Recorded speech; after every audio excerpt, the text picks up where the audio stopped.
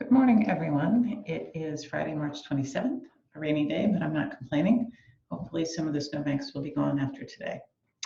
Yesterday, I chaired a PhD oral defense. These are always really nerve-wracking for me because I'm anxious that the student will do well.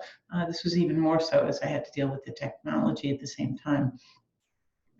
Things went pretty well. We needed to get one of the examiners to phone in as his audio wasn't working, but we figured it out, and the student passed, so all was well there. We continue to make slow progress towards normality.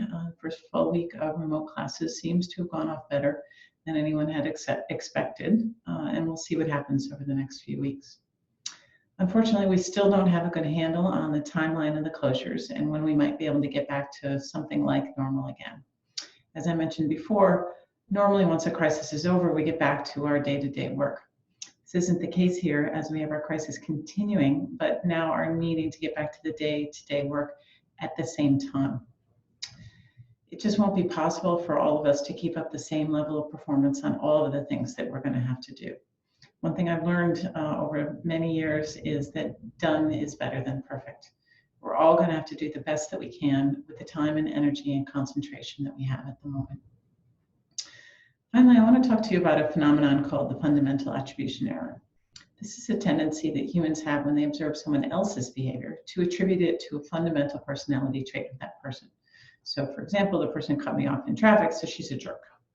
Other examples include judging an unreturned call or an email, someone else's work ethic, taking a forgotten anniversary or birthday personally. Add in the confirmation bias, which means that you're going to search for evidence to confirm the diagnosis. So you'll find other examples of that person being a jerk, for example. We end up a lot of times misjudging people. In contrast, when we look at our own behavior, we know what the situation is and the circumstances, what those are, and we can justify it by a momentary lapse. I forgot I have to change lanes here, I have other things on my mind, I'm really busy, etc.